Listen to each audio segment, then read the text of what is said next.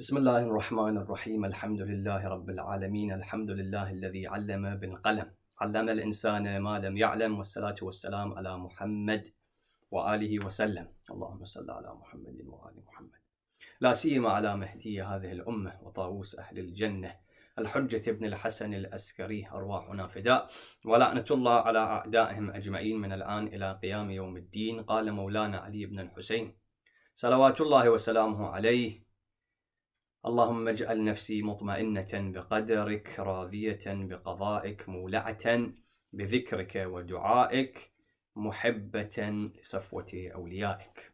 Throughout the holy nights of Shahr Ramadan, I was blessed with a number of brothers and sisters listening from different parts of the world in being able to discuss different lines and analyze different statements and lines from the ziyarah known as Ziyarat Aminullah, where Imam Sajjad alayhi salam is performing the ziyarah of his grandfather, Amir al-Mu'mineen salamullah alayh. And we were lucky and we had the tawfiq from Allah subhanahu wa ta'ala that we were able to discuss two different parts of the ziyarah, and we got to the third part. And this third part, as I mentioned previously in previous lectures, was when Imam Sajjad alayhi salam, after performing the ziyarah of his grandfather salamullah alayh, changes his tone of supplication into a dua. From a ziyarah he changes into a dua, and he asks Allah subhanahu wa ta'ala for 13 things.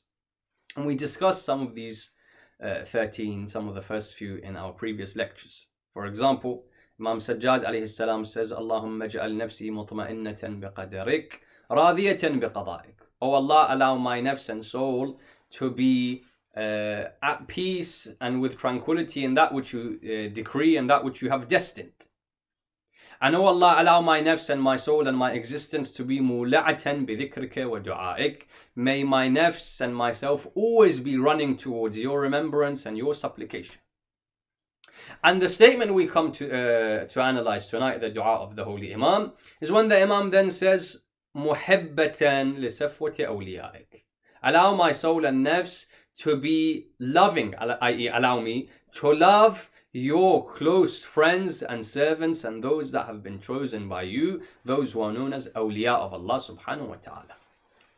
And how better for us to spend these nights of Layal al-Qadr and the last 10 nights of Shahr Ramadan discussing this. Why? Because often people have the question in their minds when it comes to these holy nights: what should I ask for? In Layal al-Qadr, what should I supplicate for? And what best way to answer this question? By looking at those 13 things that Imam Sajjad alayhi salam himself asked for. For this, of course, was for us to take heed and guidance and to realize how I should do dua and what I should do dua for. The Imam very interestingly says, allow me to have love for your chosen servants, for your chosen friends. Now, of course, Imam Sajjad alayhi salam is part of those chosen friends. For when we say awliya of Allah subhanahu wa ta'ala, we mean the anbiya, the mursaleen, the ma'soomeen, the a'imma of Ahlul Bayt, all of these infallibles. The Imam was saying, allow my love to be my heart to be filled with their love, and the fire of love in my heart to be kindled, so that I have love of Ahlul Bayt and A'imma and Anbiya and those people, those servants who are close to Allah subhanahu wa ta'ala. And before we get to analyze this supplication of the Holy Imam, we need to understand two things. Number one is, often people say, why discuss? Why discuss Anbiya, A'imma, Ahlul Bayt and their love and how it affects me and what benefit it gives me? Often people today, they want majalis and lectures, or they want sessions in masajid, but they don't want to discuss the awliya of Allah. They don't want to discuss what Quran speaks about. They don't want to speak about ahadith of Ahlul Bayt. They don't want to hear the dhikr of the chosen servants of Allah subhanahu wa ta'ala. And to those people, it needs to be said that if you're not going to discuss Ahlul Bayt, A'imma, Anbiya, Quran in masajid, in majalis, then where else are you going to discuss? People often say, we don't want discussions of this type in our majalis. We want discussions that are solely dunyawi. No. Yes, there are many discussions that are important. But it's also vital that a person spends some of his time whilst in masajid, whilst in majalis, whilst in gatherings, discussing the lives of these infallibles, the qualities that Allah subhanahu wa ta'ala gave them, and trying to ensure that the love of these individuals is in our hearts. Which is why the Imam himself asks Allah subhanahu wa ta'ala, increase my love for those awliya of Allah subhanahu wa ta'ala. So this is the first point to mention, that it's important that we spend time. Yes, there are issues that exist that also need to be discussed, but we should also spend time discussing the awliya of Allah subhanahu wa ta'ala and what qualities they had that made them beloved in the eyes of Allah subhanahu wa ta'ala. The second thing we need to understand before we enter into this discussion is that love of awliya of Allah subhanahu wa ta'ala is of different types. Love of Allah subhanahu wa ta'ala's chosen servants and friends is ala anwa'in wa ashkal. Is of different types. Which one was the Imam speaking about? Sometimes I love Allah subhanahu wa ta'ala's servants because of my own benefit, that which I gain personally from loving them. I mention Ahlul Bayt, I mention A'imma, I mention Anbiya because I want my du'as to be answered. Sometimes the only reason I recite a ziyarah or mention the name of one of the A'imma or call out Sahib al-Asri wa Zaman salamullahi alayhi is because I have a du'a, a problem that I wish to be answered. This love we're not talking about. Ulama, when they analyze this statement of Ziyarat Aminullah, they say the love that is being spoken about is the love for the chosen servants of Allah because of Allah. The only reason I should love them is because Allah loved them. Allah told me to love them because they were close to Allah subhanahu wa ta'ala. Not that the only reason I mention them is because I wish to solve my problems.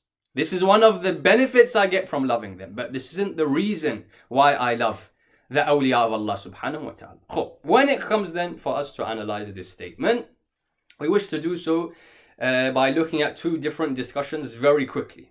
And again, I say these discussions need a lot more time, a lot more detail, but just some snippets and indications. The first question that comes is why? Why does Imam Sajjad say, allow me to love your close servants? And why does Allah subhanahu wa ta'ala reiterate this?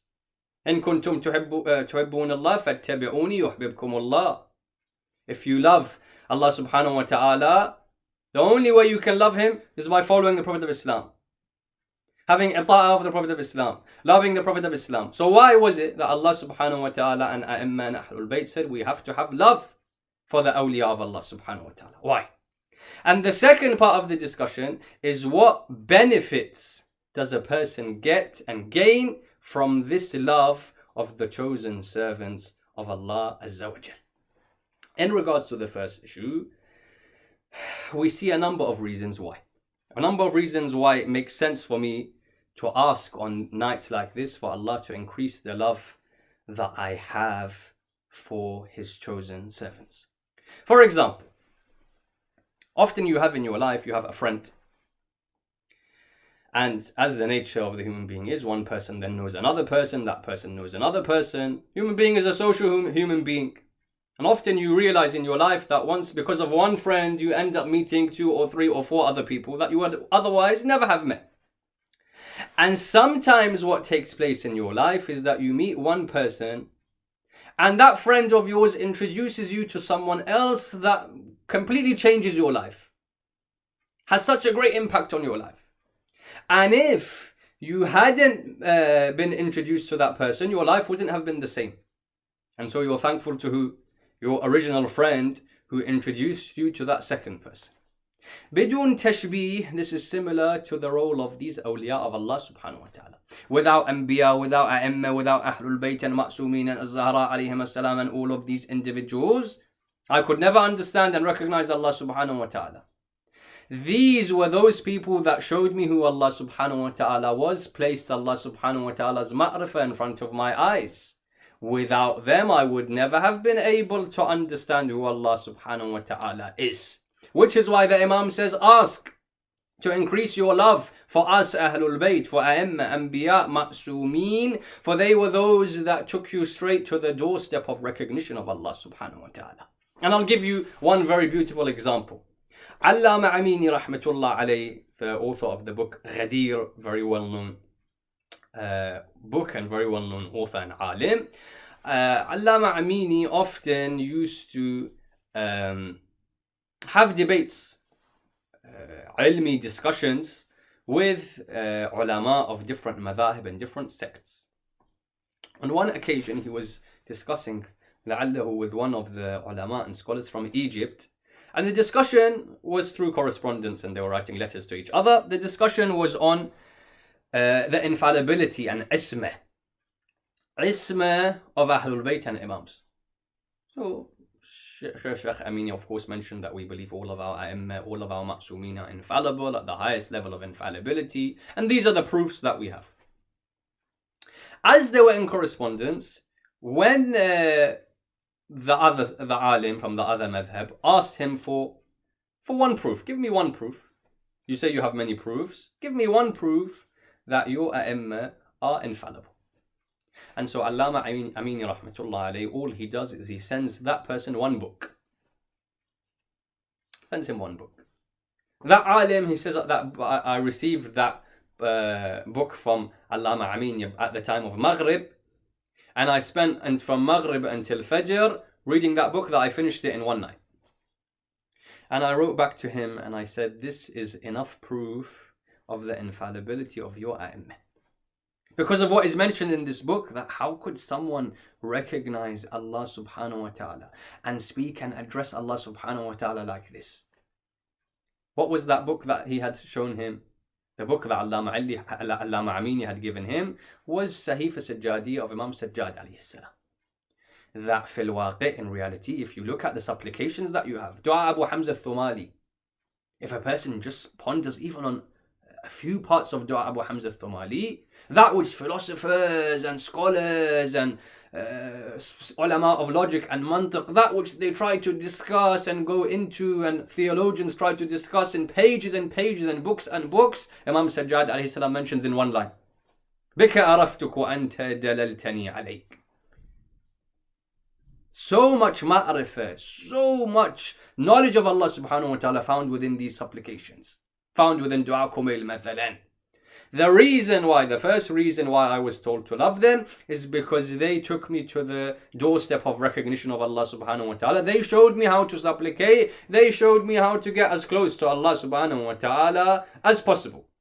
The second reason why, and there are many, just to mention a few, the second reason why is of course because Allah subhanahu wa ta'ala often will grant my supplications because of them. And as I said, this isn't the reason why I love them. This is one of the benefits I get. One of the benefits I gain is that Allah subhanahu wa ta'ala often will answer my supplications because of these individuals. And I mentioned some of those riwayat in the previous discussions. And even ayat of Quran, وَلَوْ أَنَّهُمْ ظَلَمُوا أَنفُسَهُمْ جَاءُوكَ فَاسْتَغْفَرُوا اللَّهَ وَاسْتَغْفَرَ لَهُمُ الرَّسُولُ لَوَجَدُوا اللَّهَ تَوَّابًا رَحِيمًا. The Quran beautifully mentions, if they have committed sin and they come to you, Ya Rasulullah, they ask Allah for forgiveness, and Ya Rasulullah, you also ask for their forgiveness, Allah is Tawwabun Rahim. Allah will be merciful upon them. The Prophet of Islam, for example, Quran al-Kareem says, مَا كَانَ مُؤَذِّبُهُمْ وَمَا كَانَ اللَّهُ لِيُؤَذِّبَهُمْ وَأَنْتَ فِيهِمْ. Whilst you are there, Ya Rasulullah, we won't punish them. Because of the awliya and because of love of awliya of Allah subhanahu wa ta'ala, many of my supplications Allah answered. Many bounties Allah gave to me because of loving them. So why not ask on this night to increase that love that I have for Sahib Zaman and A'imma of Ahlul Bayt alayhimus salam, so that I am showered by those bounties of Allah subhanahu wa ta'ala. The third reason we find why someone would love or should love the awliya of Allah subhanahu wa ta'ala, safwat awliyaik, is because the human being naturally goes towards that which is beautiful, that which is good. Your heart loves to go towards that which is good. And so why would my heart then not go towards those individuals who had the best of character out of all of human beings, out of all of mankind? No one had a character.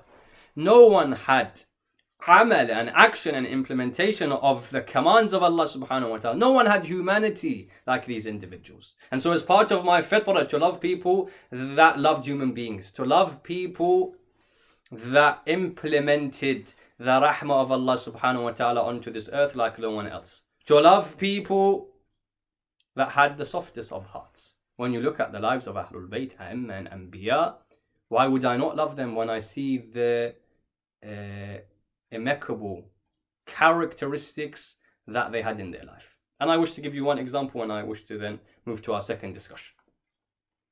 Amir al-Mu'mineen, these days are the days of remembrance of Ali ibn Abi Talib alayhi salam. We're told that a few weeks or so before he is martyred by Ibn Muljam. Ibn Muljam, may Allah's mercy be away from him. Ibn Muljam on one occasion says that I reached Kufa a few weeks before I had to attempt to assassinate the Holy Imam, and I don't know anyone there. I don't know anyone in Kufa. I wish to find a place for myself to stay, a place that I can stay and rest and spend the night. He sees that there's a group of fuqara in a certain part of the city. He goes to one of them. He says, do you mind if I look? I know there's not that much space. I know everyone has their own space and their own belongings and whatever. And only a certain amount of food is given. But if you don't mind, just for one night, if I can just spend the night here, and tomorrow I'll find my own place. The person says, okay, fine. The person says, look, Ali ibn Abi Talib comes. Now, whether he comes normally, the Imam alayhi salam would come at night time to distribute bread to the poor. So whether it was nighttime, daytime is not that important. But he says, look, Ali ibn Abi Talib comes and each person gets one loaf of bread. You're not from the city, so I don't know what's going to happen. But what we'll do, this person had a soft heart and a kind heart. He said, look, the one loaf of bread that I get, half of it, you can have the other half, I will consume. They hear the footsteps of Ali ibn Abi Talib. Ibn Muljam knows the status of Ali, Amir al-Mu'mineen. He knows that Amir al-Mu'mineen is a genius of his time.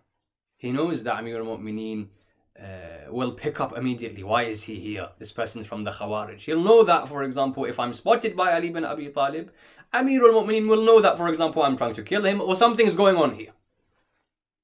And he had that level of recognition that he knew the status of Ali ibn Abi Talib. So when he hears that Amir al-Mu'mineen is entering in, he hides himself. Now, whether he hid himself under someone's bed, behind a pillar, whatever, he hides himself. Amir al-Mu'mineen salamullah alayhi is entering. And as he's entering, he's giving each person one loaf of bread until Ali ibn Abi Talib gets to that poor person, that faqir, with whom Ibn Muljam is meant to be a guest. And Ali ibn Abi Talib, with the ilm al-ghayb that he has been given by Allah subhanahu wa ta'ala, he places 2 loaves of bread next to that person. That person looks up and says, Ya Ali, Ya Amir al-Mu'mineen, everyone else gets 1. Every day we get 1 loaf of bread. Why today do I get 2? So Ali ibn Abi Talib says, because you have a guest today, don't you?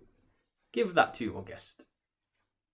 Ali ibn Abi Talib has ilm al-ghayb. Allah gave him ilm and knowledge of the unseen. So he knows not only that that guest is Ibn Muljam, he knows that that is the person who eventually will assassinate him and be the reason for his death and shahada and martyrdom.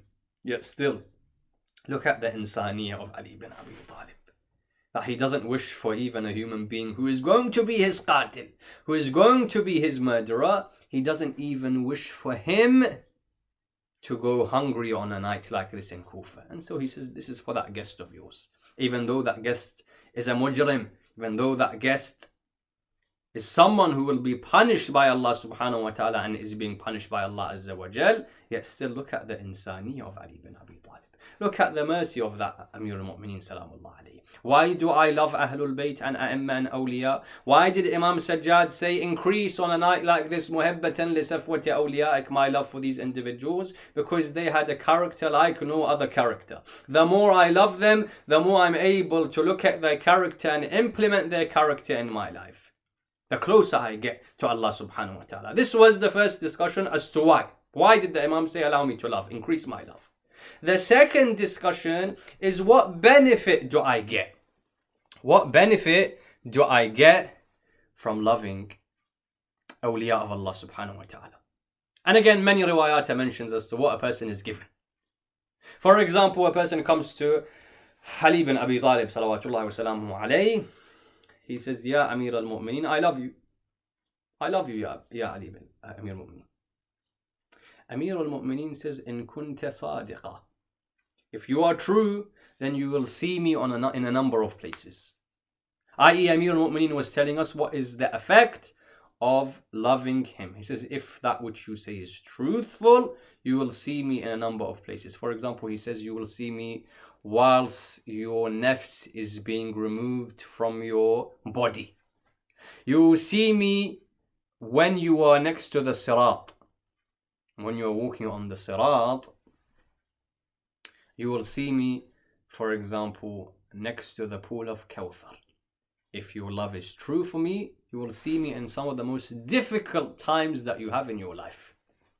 Certain riwayat speak about 7 or 8 different places where A'imma Ahlul Bayt alayhimus salam come to help the believer in the akhirah if he had the love for sifwat awliyaik. And I wish to give us one example of this. One example of the benefit. And this example comes from the life of the great alim Allamatul Hilli, rahmatullah alayh. Allama Hilli, as we know, has written a number of books. Books in fiqh he has, books in usul he has, books in aqaid and theology he has. There are so many different ulum, in history even, Allama Hilli has books. Some of the very important works that we have are the works of Allama Hilli, rahmatullah alayh. Allama Hilli has one book by the name of Al-Fayn. And Al-Fayn, in actual fact, is a response to someone who wrote 1,000 objections against the wilayah of Amir al-Mu'mineen alayhi salam. So a person, he wrote 1,000 objections, ishkalat, criticisms of the infallibility of Amir al-Mu'mineen, of the wilayah of Ali ibn Abi Talib, saying that he wasn't the truthful successor of the Prophet of Islam, he wasn't mansoos min Allah, all of these things. Now, Allama Hilli, when we look at this book, Al-Fayn, we're told as to the story behind how it was written. And the narratives are slightly different, but very similar, even though there's slight differences in certain details. But we're told that this person who wrote this book with 1,000 criticisms wouldn't allow anyone to see or get a copy of the book. Now, it's not like today when you have photocopy, when you have scan, when you have all types of things on the internet, how easy it is that to copy a book. He has one copy and he doesn't want anyone to be able to be given it. Why? Because if it comes in the hands of a follower of Amir al-Mu'mineen, that person may copy it down and write a response. And so to prevent anyone from writing a response to his book, what does he do? He doesn't allow anyone to even see it. Allama Hilli, when he realizes this, he asks the author to borrow the book. And of course the author says no. If Allama Hilli is asking me for the book, he's going to copy it down, he's going to give me back my copy, he's going to read it and he's going to analyze it and he's going to write criticisms. And so he says no. Allama Hilli comes to him and says, look, give it to me for one night only. 300, 400 page book, you can't copy it out by hand in one night. He says, give it to me one night only. The next morning, as soon as the time of Fajr comes, I'll give it back to you. So that person then thinks that he can't copy out the whole book in one night. He says, done. Al-Mu'minun inda shurutihim. Here's the book. You give it back to me after one night. Allama Hilli takes the book. What is his intention? He didn't tell that person, I'm not going to copy it down. What's his intention? To copy down the whole book so that then he can write the answers to the criticism that this person has posed against Amir al-Mu'mineen salamullah alayhi. And this is part of the muhibbatan li safwati awliyaik. The love that Allama Hilli had for Amir al-Mu'mineen and his wilayah and the wilayah of Ahlul Bayt alayhimus salam. He starts copying out as much as he can. Allamatul Hilli was a human being after all. After a few hours of copying and writing by hand, he falls asleep. And now there's different, as I said, different details as to how this story is mentioned. Some say that just before he falls asleep or just as he wakes up, he sees a certain Sayyid who enters into his room where he was writing, and the Sayyid sits down, and that Sayyid helps him finish copying of this book. Others said no. Others that quoted this event in history said that no, he fell asleep, and when he wakes up, when his eyes open, he sees, or he's in regret. I had promised him one night only, and I fell asleep after 2 or 3 hours. I only, for example, copied a quarter of the book, half of the book. How can I write a response if I haven't copied it completely? Until he looks at the pages that he's written and he sees that somehow all of the book has been copied out completely. And according to this narrative of the story, once he notices that all of the book has been copied completely, he looks at the bottom, at the end of the book, at the end of his page, and he finds a message that this was completed by none other than Sahib al-Asri wal-Zaman. Salawatullahi wa salamu alayhi. As I said, the other narrative says no, that he in fact meets the Holy Imam. The Imam comes and helps him write up and copy out that book. Allama Halli then gives the book back to the alim, the Sunni alim, and he writes a response. That person wrote 1,000 criticisms against the wilaya and infallibility of Amir al-Mu'mineen. Allama Halli al-Fayn writes 2,000 proofs from Quran, from the Aql, what it may be, 2,000 proofs of the wilaya of Ali bin Abi Talib. My discussion was, how does love for Safwat awliya'ik give you benefit? When he dies, Allamatul Halli, he comes into the dream of his son Fakhrul Muhaqqiqeen, and he tells Fakhrul Muhaqqiqeen what took place with him in the questioning of the Qabr, Al-Kitab wal-Hisab. Fakhrul Muhaqqiqeen says, "Oh my father, which things did you see benefited you the most?" And we have many riwayat even that are similar to this. Which things benefited you the most in the Akhirah? Which things did Allah subhanahu wa ta'ala reward you the most, and you were given the bounty of Allah and mercy of Allah subhanahu wa ta'ala the most for? He says, "Oh my son, 2 things. Number 1, Al-Fayn, the book that I wrote. Why? Because it was a manifestation of his love for Safwat awliya'ik." He says, number 1, Al-Fayn. Number 2, Ziyaratul Husayn alayhi salam.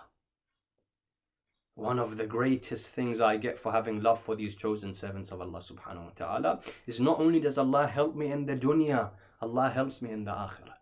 And that's why it is fil waqi' a tragedy, in reality a tragedy, that Layali al-Qadr go, the nights of Shahr Ramadan go.